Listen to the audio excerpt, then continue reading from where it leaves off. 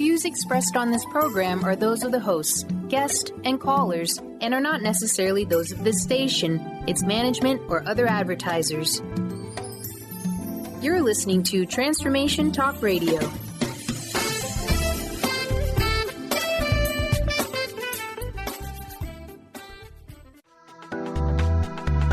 This show's audio was via a Skype call.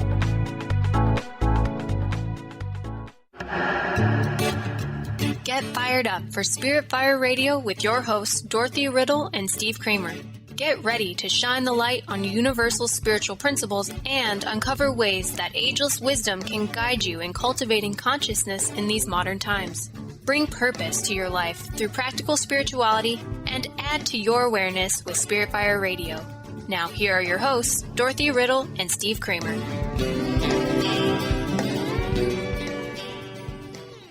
Hello, listeners. Welcome to Spirit Fire Radio. My name is Steve Kramer, and it is a delight to be with you. I'm joined by my co-host, Dr. Dorothy Riddle. Hi, Dorothy. Hi, Steve. Glad to be here. Yes, indeed. We're going to continue our conversation on interdependence. Listeners, we had a great conversation last week, and we couldn't help, Dorothy, right, but talk about Earth and talk about this, this being, this complex structure within which we exist. And we would zoom out, talking about politics and interpersonal relationships, and talking about our life with other beings, with animals, with plants, then our life with the earth, our life in the cosmos. You can just keep extending out and realize that indeed, interdependence is a fact, and we are a part of a very diverse, very complex system. And, as we move away from this idea that it's me going it alone, we really develop this, hopefully we develop a sense of reverence and develop a sense of caring and responsibility for the world in which we live in and our actions. And so interdependence and valuing other life forms. That's what we're going to talk about on this episode of Spirit Fire Radio. Dorothy, perhaps a quote? Yes. This time from the Dalai Lama. Interdependence is a fundamental law of nature. Even tiny insects survive by cooperating with each other. Our own survival is so dependent on the help of others that a need for love lies at the very core of our existence. This is why we need to cultivate a genuine sense of responsibility and a sincere concern for the welfare of others. Beautiful. Beautiful. But this immediately, while the Dalai Lama refers to insects, it immediately leads us to needing to rethink what we mean by being a person, by what personhood is, and expand that beyond an equivalence to a human. I mean, we've already done that, Steve. We treat corporations as persons. Why can't we extend this to other sentient species?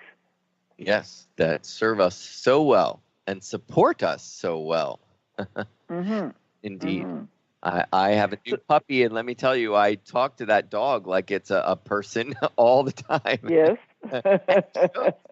Not only that, this little puppy teaches me so much about the nature of relationship, about the nature of life itself, teaches me patience and honor. And how can it be that this being is that teaches me on a daily basis is not every bit as important, as the other beings in my life, and deserves, certainly personhood. That definition. Well, and this is something that some of our listeners may not have thought about, but other than corporations and humans, everything else is pretty much classified as things or objects that are owned, and it is their owner that says what happens to them.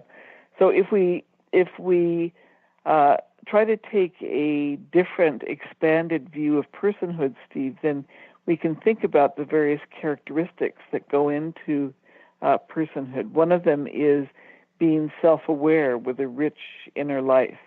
One is being intelligent and able to think abstractly, or being able to reflect on and choose actions, being emotionally sophisticated and empathic, having complex social relations, being able to work cooperatively.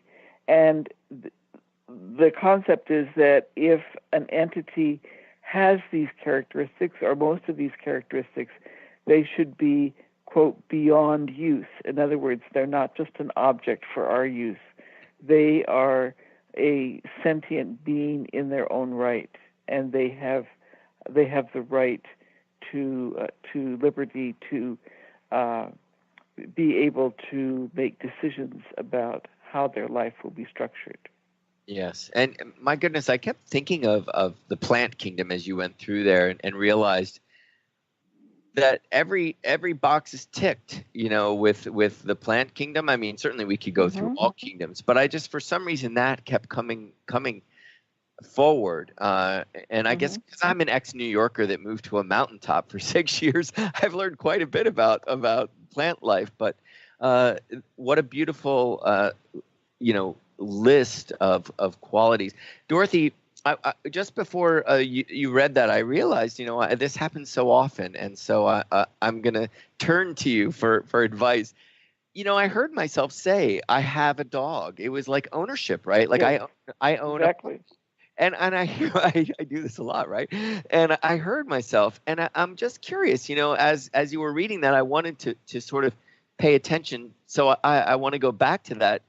How might I reframe that? Like I might say, there's a puppy in my life, or I could say a puppy owns me. Yeah, well, that's a great awareness. You could say, I live with a puppy. Yeah. You could say, I have accepted responsibility. Or I have a beautiful puppy. Go ahead. Yeah. I was going to say, just I like where you're going better, actually. But I was going to say, I have a beautiful puppy in my life, right? But I like to say that you have accepted responsibility, for the well-being of a puppy. Very nice. I appreciate that. Yeah. Yeah. And just to note, plants. If people are not aware of all the research that's been done on the social life of plants and the way that they communicate, the way that they work together, it really is fascinating. One of our challenges is that plants are different from us in two ways. One is they communicate primarily chemically, and that's not a sense that we that is a way that we communicate. And the second is that they are rooted, right? They don't move around the way we do or the way mammals do, that kind of thing. So they have a different kind of life, and they have different kind of structure. But Switzerland has recognized for a while now that plants are intelligent, self-aware, social beings, and they actually have laws to protect the rights of plants. And this comes up particularly when you get into genetic modification. Do you have the right to genetically modify another intelligent species? And when you put it that way, it's a little bit different, than the way the discussion is usually framed. Right, and talk about beyond use. I mean, that really is using it. I know at some point I really want to talk about the gut, but you see that when you start to genetically modify foods and then we ingest them, your body, your GI tract has no idea what to do with this. It's a completely foreign substance. So you have actually separated yourself from the harmony that is this web of interdependence. So you see that we've got a problem there, Houston. Right. And so I think that's a fascinating discussion to get to. But let me just interject first. The efforts that are going on right now that people may not be aware of to shift our perspective from viewing other living entities as resources for us in other words, for our use, to viewing them as relatives. And I would really invite people to try that on. Take a half hour of your life and walk around thinking that every entity that you interact with, every tree, every other species is a relative of yours. They're not, they're a cousin, they're an aunt, they're however you want to think about it. One of the interesting projects right now is the Non-Human Personhood Project, and they have been bringing lawsuits on behalf of specific animals to get them to be viewed legally as persons with their own rights, as opposed to being used as objects by others. And so they have 3 lawsuits making their way through the New York court system with chimpanzees, and they have recently launched in Connecticut a lawsuit on behalf of 3 elephants that have been confined, and used for entertainment or work or whatever. So that's an interesting whole initiative to follow if people are interested. Then there are the various declarations that you can sign on to: the Universal Declaration of the Rights of Great Apes, the Declaration of Rights for Cetaceans. The dolphins and whales are, I would say, every bit our equal in terms of intelligence, especially emotional intelligence. And then you have Bolivia's Universal Declaration of the Rights of Mother Earth, and that's kind of wending its way through the United Nations for consideration as a declaration that could be signed on to by a number of nations. And Ecuador's constitution actually has the phrase "nature's right to integral respect." And then I love this, Steve. There are 3 rivers now that I'm aware of that have been declared legal persons. One of these, the first one, is a river in New Zealand where there's a representative from the Maori and a representative from the government that are co-guardians in terms of looking out for the river. And then in India, the Ganges, which has always been a very sacred river from a religious perspective, and the Yamuna rivers have also both been declared by the government as legal persons. Isn't that interesting?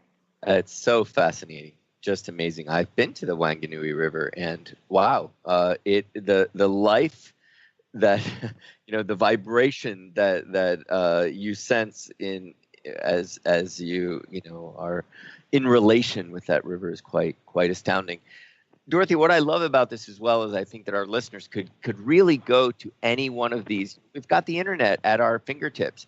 You could go to any one of the websites for these, the Non-Human Personhood Project, and you could learn so much, be so inspired by the information that certainly in just describing this process and what inspired it will most definitely educate you and inspire you. So, all of those, I think are such a great resource just for us to even generate a little bit of reverence and to educate ourselves on the complexity in case we don't already know or appreciate that, in the world around us. So wonderful resources, and I love your excitement. We're going to go to break, Dorothy. We'll be right back, listeners. More on interdependence after these words.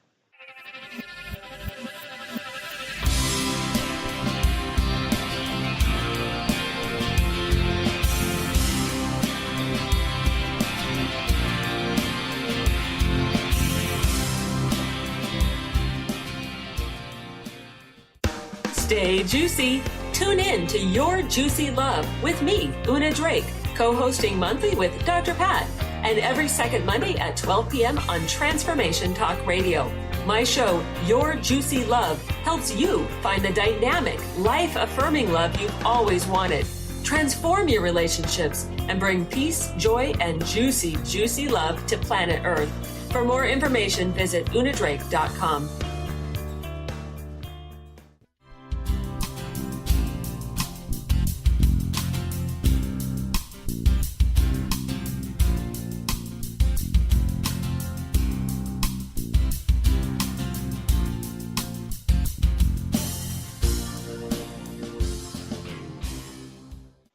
Hello, listeners. Welcome back to Spirit Fire Radio.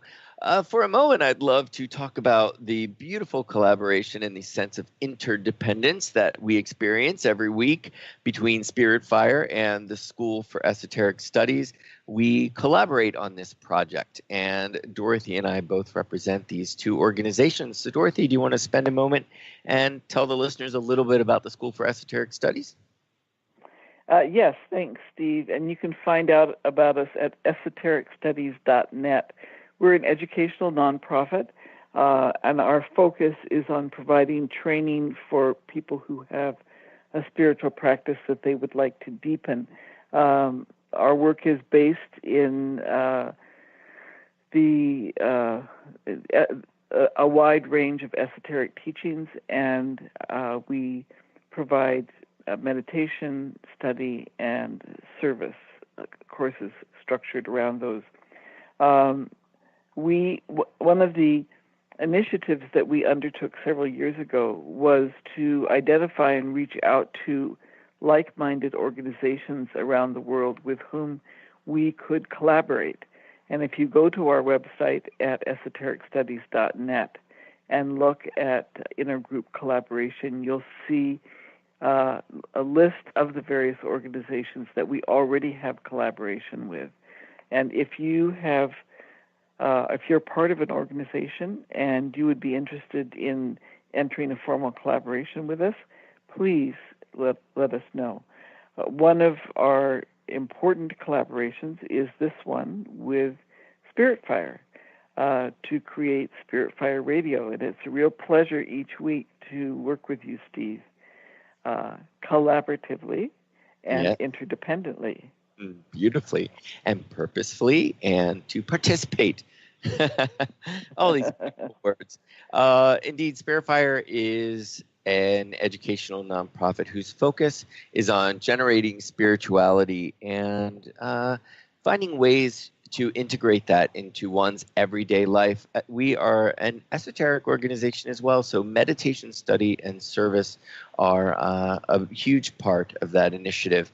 We've got our own meditation practice called the Practice of Living Awareness, and we're about to start a brand new round of meditations, a free online meditation practice, guided meditations, a 14-week program about to start next week on the 17th. So you can find out more about that practice at spiritfire.com. Also, we've got a meditation center in Western Massachusetts, and we offer online classes as well. So spiritfire.com for all of that information. And indeed, we are so happy to be doing Spirit Fire Radio, and just always engaging and a delight. So, Dorothy, as you were talking about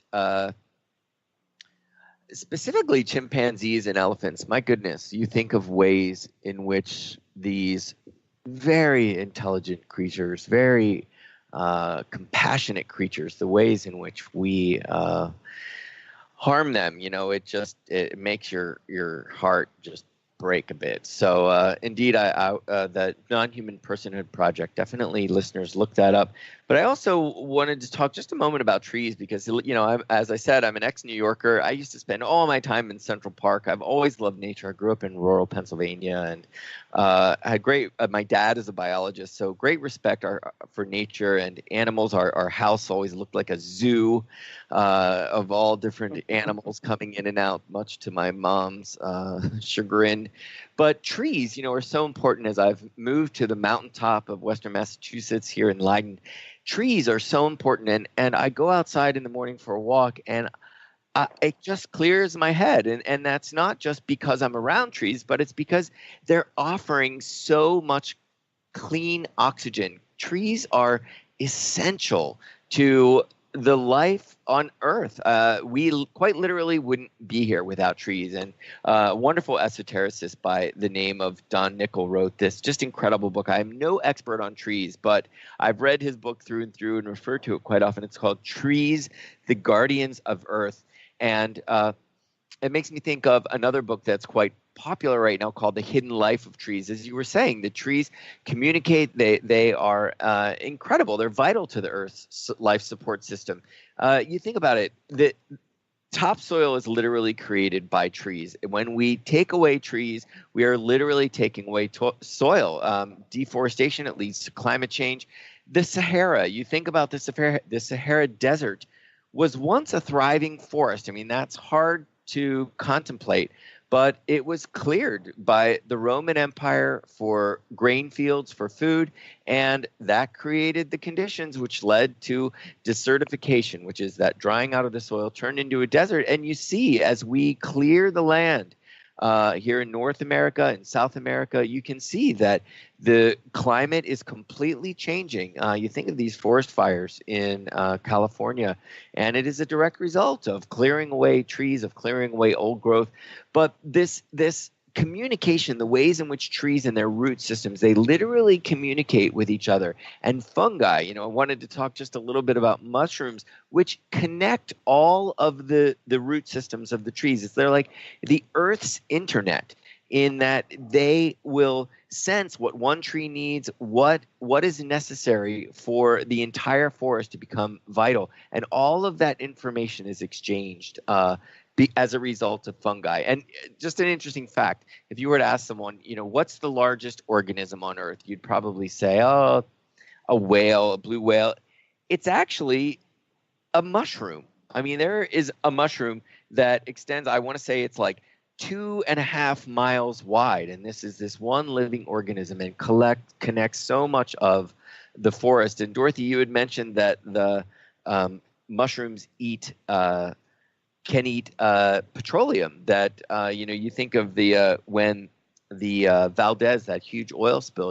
There were all these this proposal to put oyster mushrooms. And if you ever heard of Paul Stamets, he's done these amazing videos on TED. You can watch it on TED Talks, like 6 ways mushrooms can change the earth. But he shows this black oily sludge, and it's inoculated with spores of these oyster mushrooms. And in 4 weeks, it's reduced by 1/3. So once again, it shows that nature really does know best. Nature has got the capacity to create balance. And certainly trees are just so important in that. Water cycles, the ways in which the roots absorb water. And then people don't think of it, but there are spores on the bottom sides of leaves that release vapor. So it purifies water and releases water to the atmosphere that then creates rain. So really essential to this whole balance of life. So go out and hug a tree, walk in the forest and take a deep breath and realize that, this oxygen is trees so important actually to even allowing our atmosphere to be inhabitable by human beings by that oxygen-carbon exchange. There you go. Well, trees. Well, and trees or forests can be described as carbon sinks. I mean, they absorbed and they hold the carbon which we need to have be taken out of our atmosphere. And I just think of an example here where I live. I look out on a beautiful sound, and in the water near the shore, there are several large eelgrass beds, and they are also tremendous carbon sinks. And people, although there are regulations about this, they are continually ignored.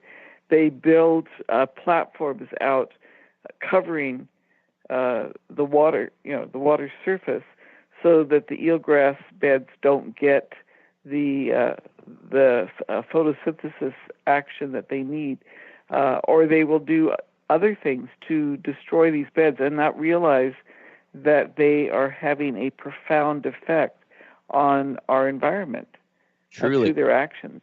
And I know we're going to talk more about that during this program, but it's amazing. I'll give you another example that we've been focusing on here.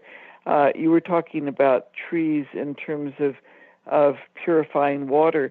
Well, grasses do that as well. And so we have a local ordinance, which is often overlooked, that forbids a certain amount of paving over of ditches, because if ditches are left with the weeds, the plant life in them, they will absorb the rainwater. They will clean it and recycle it out.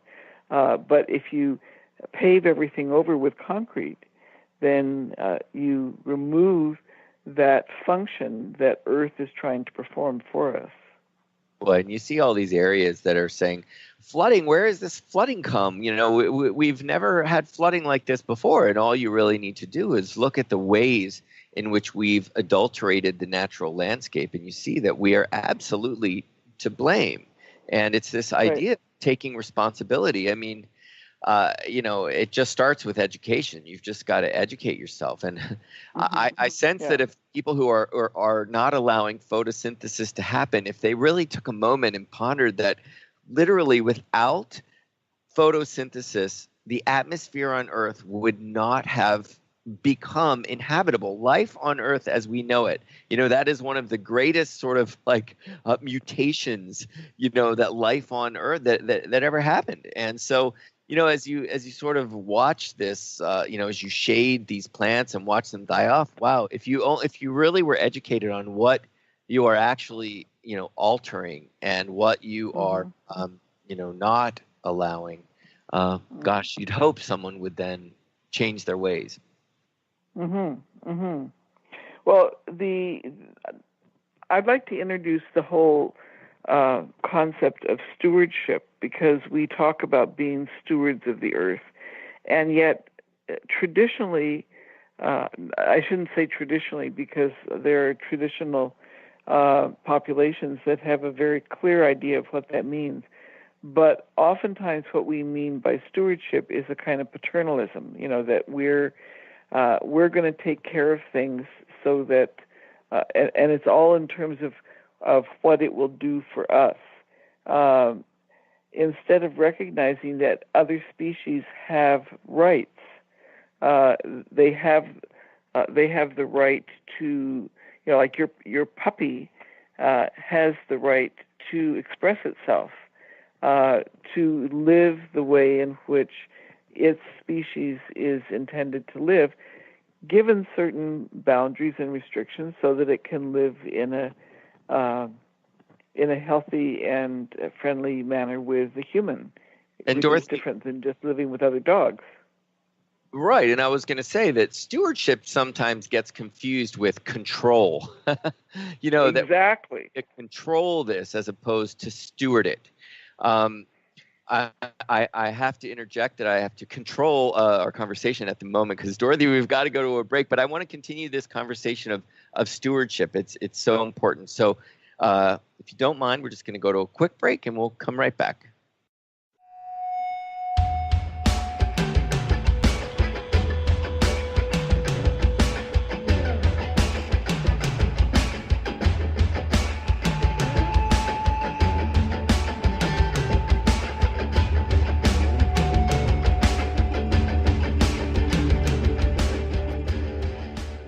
Did you know that all of the shows on the Transformation Radio Network are available as podcasts to stream or download?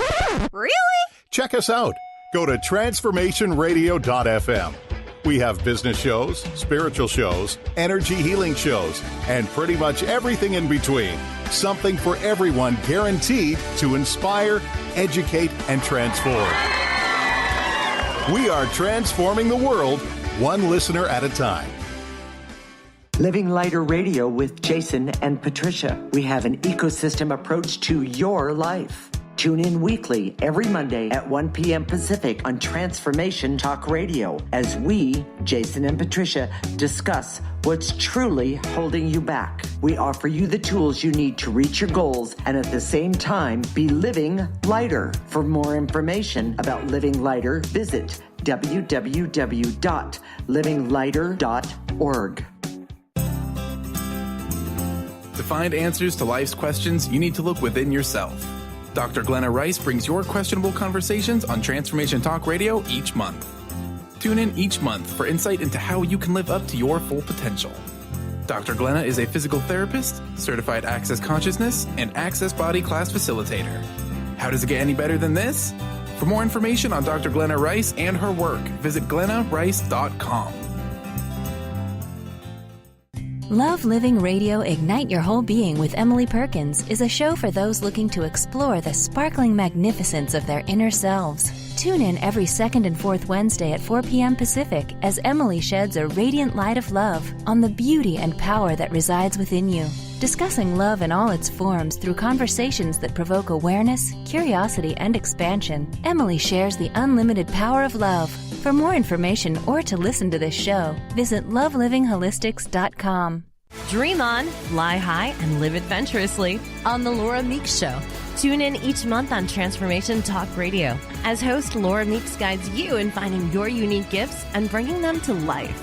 As a certified life coach, speaker, and veteran bomber pilot for the U.S. Air Force, Laura knows how to follow a dream. She is ready to support you so you can dream on, fly high, and live adventurously. For more information on Laura and her work, visit flyhighliving.com. Wow. Hey, everyone. Welcome. Welcome to the Dr. Pat Show. This is Talk Radio to Thrive By. I'm telling you, I got to pinch myself some days because when each of us gets called to do something that we so not thought was in our wheelhouse to do for a purpose that's so much greater than us, we get to show up and shine. If you would like to show up and shine on the Dr. Pat Show as a co-host or sponsor, send us an email to inspire@thedrpatshow.com.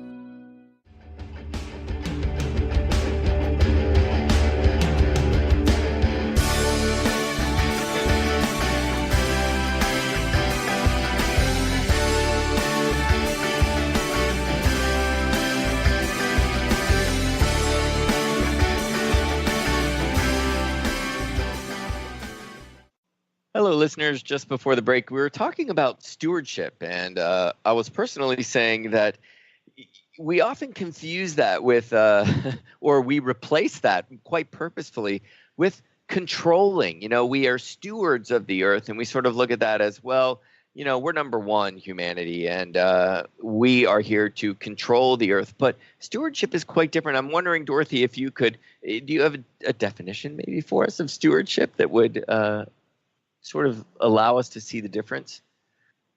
Well, I think to me it's a matter of shifting to recognizing that what we're doing is working in collaboration with other species. And there are certain boundary management issues that come up.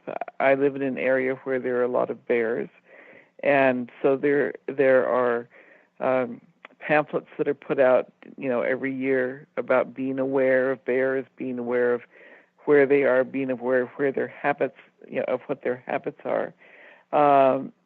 And that's a different kind of attitude than basically removing all of the area in which bears could exist in a healthy manner, and then being angry with them when they come after human food and kill them because of that. So it's a matter, you know, I think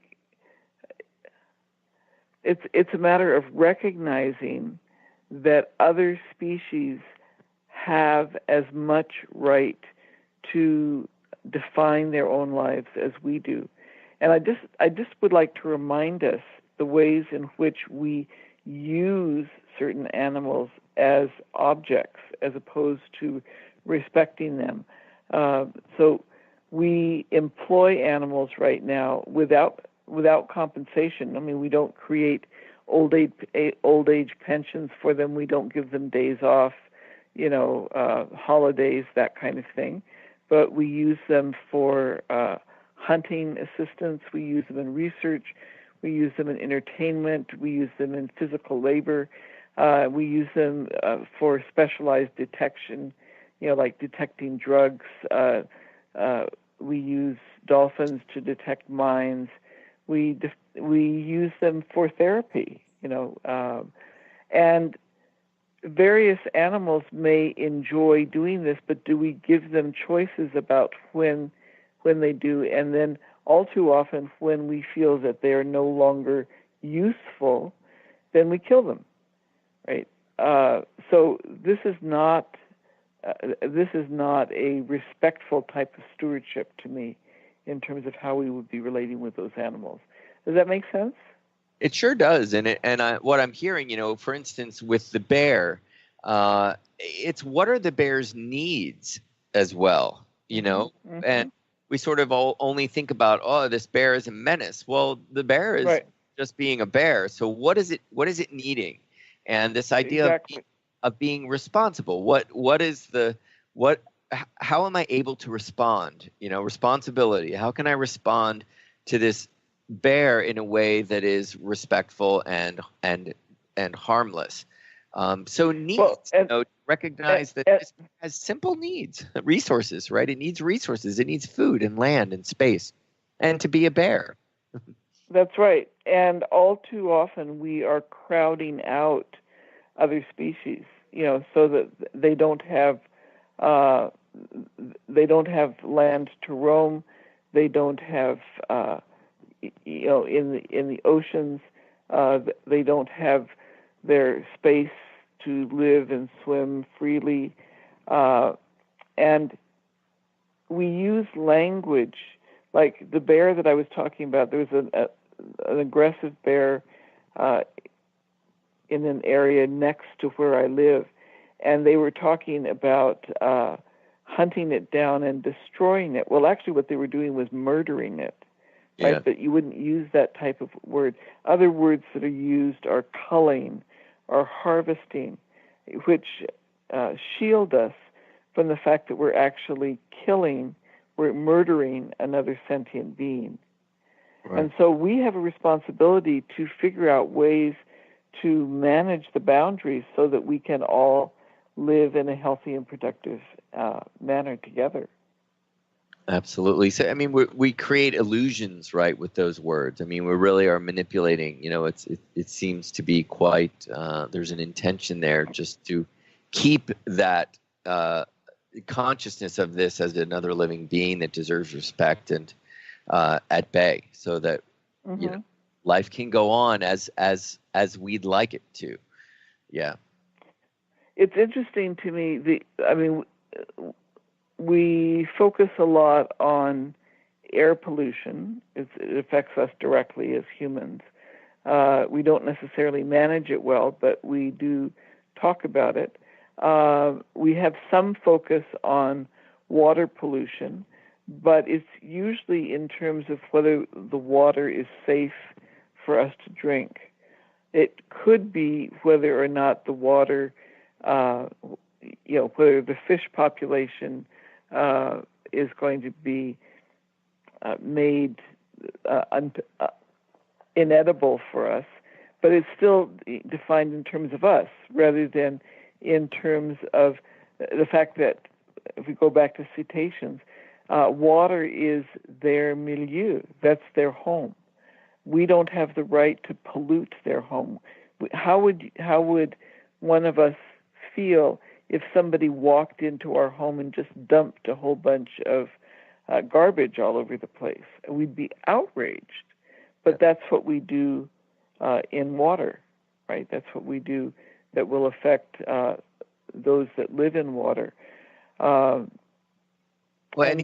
even this idea of, as you were talking about, empty space, we sort of think of just, many of us will think of crowding out or, reducing the space in which these animals can live, but there's an impact with us living on this land that's not intended for us to live on, or really we could choose elsewhere. I always think of, I just drove to Chicago last May, and we drove through parts of Ohio and Indiana and from Massachusetts to Chicago, and there were so many areas that just have been neglected. And you think, my brother lives in Phoenix, I visit him, and you just see this sprawl, and you realize you see the impact. Everybody's running out of water, and you think, well, every person, but what about the animals? We're really affecting the whole ecosystem, with these choices to sort of have this pioneer mentality of I will put my stake down, and I'm the first one here. This is my land.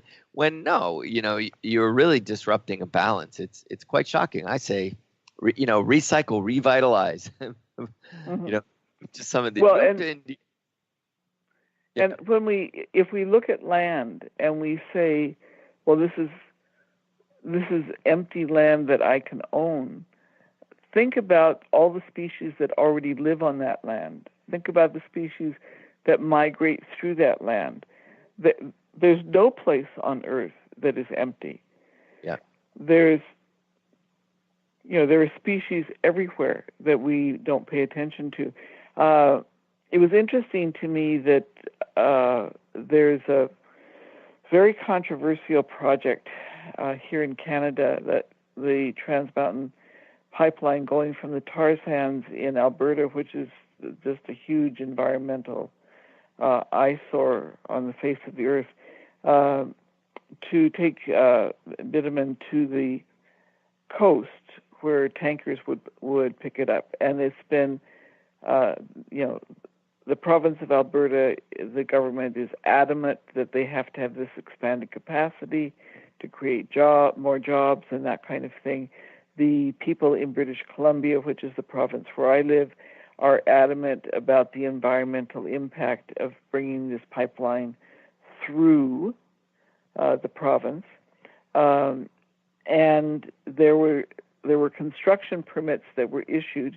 Unfortunately, the federal government has stepped in and said that it was going to purchase this pipeline from Kinder Morgan to make sure that it got built, use tax dollars for that.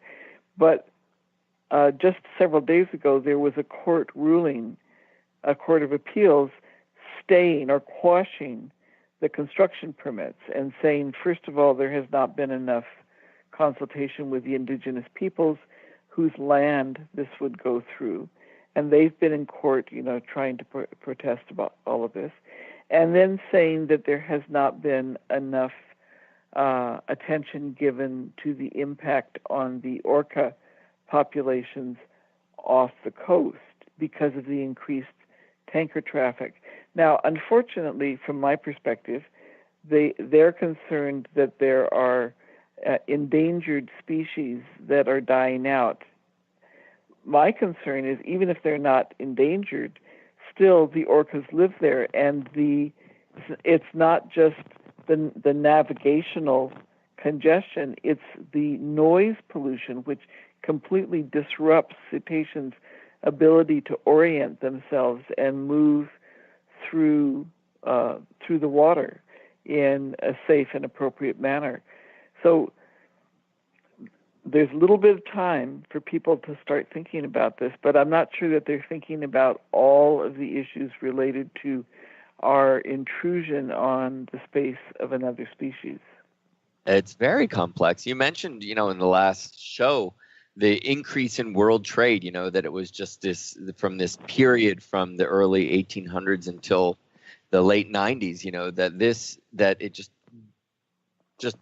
grew so exponentially. And you think, goodness gracious, it's so complex, to maintain this, to keep these resources moving all around the world. We've gotten used to being a global community, understand our interdependence, but it's not just us. We've got to take that into consideration. Interesting, that the focus. It's wonderful that people would move toward cetaceans, move toward the orcas. When you think about a pipeline, your brain goes straight to these pipes moving through across land and mountains and that sort of thing. But yeah, it's got to go somewhere too. So it's very complex. The Earth is very complex. Again, for me, it just comes down to awareness. It comes down to education. We've got to keep ourselves aware and informed, because there are so many moves of the chessboard being made all the time, and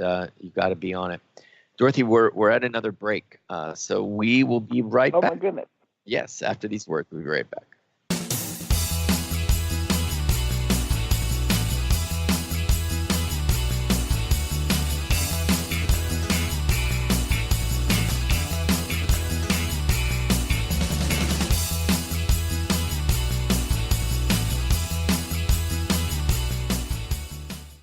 Do you know how powerful your thoughts and beliefs are in determining your experience of your life? Is it really true that simply by changing some of the words you use in your day-to-day language, that you can change your life? I'm Megan Edge. Join me on Playing on the Edge, Radical Change with Ease, with my co-host Dr. Pat on Transformation Talk Radio. I look forward to seeing you there. To find out more about Megan Edge, visit her website at meganedge.ca. Hi, I'm Steve Kramer of Spirit Fire Radio, and I believe that meditation changes everything. It leads us in the direction of greater well-being, and that's a fact. I struggled with meditation for years. I understood the principles, but I found it hard to incorporate them into my everyday life. Spirit Fire's meditation practice changed that. It's called the Practice of Living Awareness, and it's taught in 14 steps. These are 14 tools that I can use in any moment, on and off the cushion. Steps like smile, flow, and ground of being support my clarity of mind while I'm navigating the ups and downs of modern life. That's why it's called the Practice of Living Awareness. If you'd like to add meditation to your daily experience, the Practice of Living Awareness is free, online, and it's suited for any level of practitioner. Visit spiritfire.com for more information. And be sure to check out Spirit Fire's meditation retreats in Western Massachusetts. It's all there at spiritfire.com. Tune in to People Like Us Radio with Megan Lyons, transcending the trauma of the human experience. Megan will be raising the universal consciousness by empowering listeners with their own inner strength, working past trauma and abuse. Megan will show you how to find true healing and inner peace through the art and practice of self-love. Tune in every first and third Friday at 10 a.m. Pacific, 1 p.m. Eastern. For more information about Megan and her work, visit enterthelightllc.com. What is a brilliant culture, and how do we create them? Why are they important? Claudette Rowley has created a breakthrough 5-step process to help you align your culture with your business strategy for exceptional results. Looking for a culture that drives organizational excellence? Listen to Cultural Brilliance Radio, the second and fourth Friday of each month at 10 a.m. Pacific and 1 p.m. Eastern on Transformation Talk Radio. To learn more or work with Claudette, visit culturalbrilliance.com. Would you like your next chapter to be free from fear and angst? Tune in to Your Next Chapter Radio, navigating through life's transitions with Shelley Ryan the fourth Monday at 12 p.m. Pacific on TransformationTalkRadio.com. Shelley's contagious enthusiasm guides you through life's transitions deliberately, mindfully, and funnily. For Your Next Chapter coaching or to listen, visit YourNextChapterCoaching.com or call 602-617-8351. Next.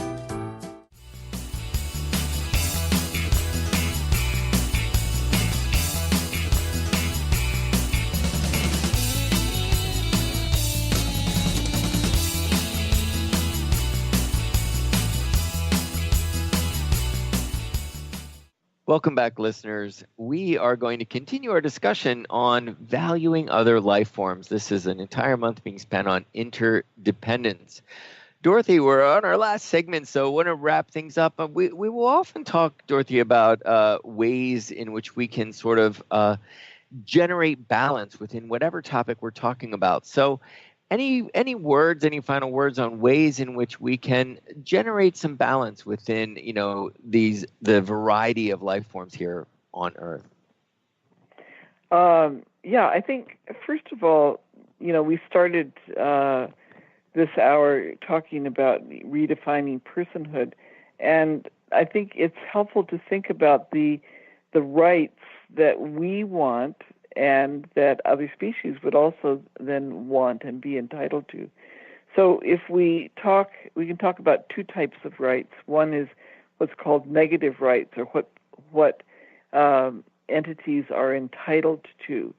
And so if you just think about your relationship with other species and let these sink in, the right to life without threat of unnatural death, freedom from slavery and not being a property of another, freedom from kidnapping, torture, or experimentation, freedom from servitude or inhumane treatment, and the freedom to live in one's natural habitat. So those are all entitlements.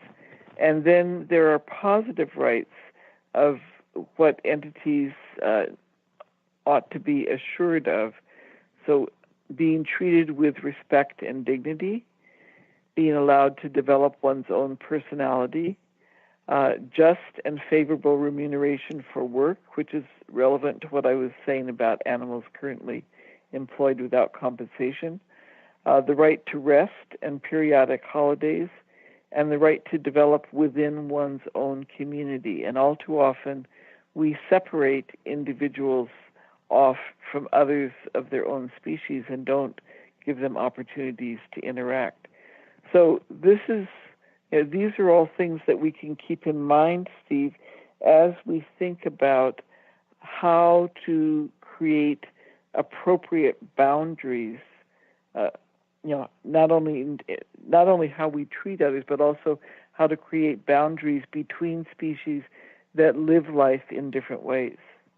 Wow. And Dorothy, I'm curious where those came from. Found is the only reason I ask, is it seems like something be nice, to read that quite often to remind ourselves of that.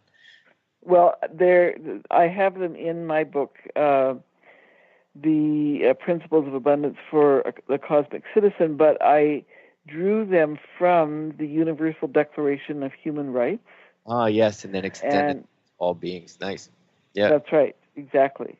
Because this idea, the right to rest in periodic holidays, I mean, we've actually seen that. I mean, we've seen that in terms of horses, right? I can think of a number of animals that, that animal rights groups have really brought that forward, and we see that happening. Certainly not as much as we could across the board, but that one stood out as a yes, so beautifully put. Yeah.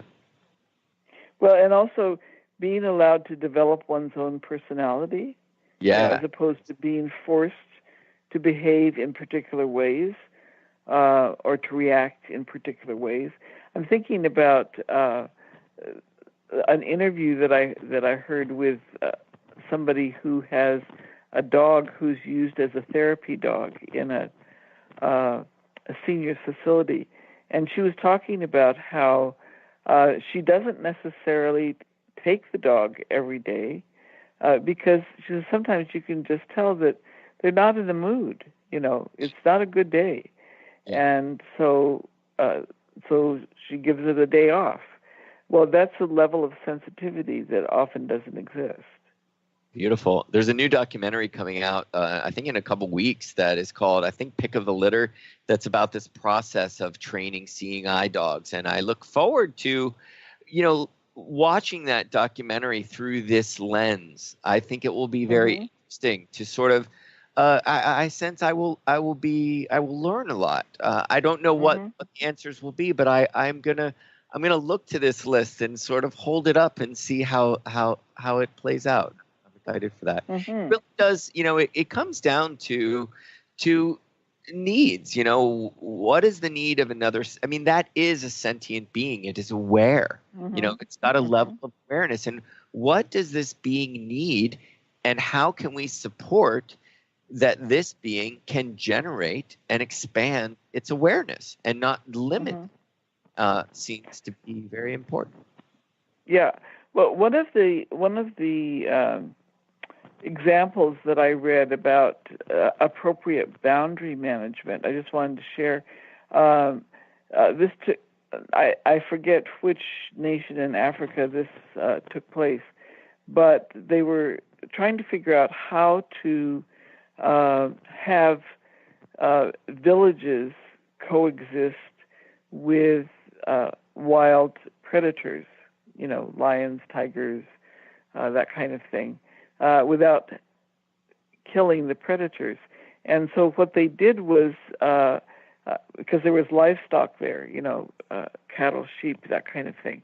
And so what they did was they put around the boundary of the livestock blinking lights that would come on and would warn the predators to stay away. And they were able to work out something that did work. So now, of course, in order for that to work, the predators had to have someplace else where they could get food, because if they are starved of all food, right, by limiting the acreage where they can roam, well, then sooner or later they're going to figure out that they can get right through those blinking lights and have a tasty snack of a cow. Yeah. So it's a matter of thinking about it and believing, taking seriously that we all have a right to exist. It's not just humans that have the right to exist. Yeah, and for now, they're not getting tangled up in horrific barbed wire or something like that, Yes. Where we're just looking for a quick means to an end, from our own capacity to solve an immediate problem. Mm-hmm. Wow, Dorothy, wonderful, really beautiful points being made, and I'm already feeling like I want to get outside and go be with a tree or with my puppy. Your puppy? See, Dorothy, I did it again. You could say my favorite puppy. Oh, there you go. My favorite. Which doesn't have the ownership thing, but always learning, always growing, and always smiling with it. Listeners, I would also just say, man, if you haven't watched, the David Attenborough series, Planet Earth, and they've just come out with a second one called Planet Earth 2, you can't help but watch that and just feel the beauty and just generate reverence for this world we live in, and for wonderful photographers, and for the invention of amazing lenses that they can put on cameras. But just something so simple, just to educate ourselves and to find ways to generate reverence and awe and wonder, stay active, participate. So necessary to creating balance with intention, with good intention. Well, Dorothy, thank you once again for great conversation, and we will continue for the next few weeks talking about interdependence. So I know you'll join me, Dorothy, and I hope our listeners will do the same. It's been a treat. It has been a treat, Steve. Goodbye, everyone.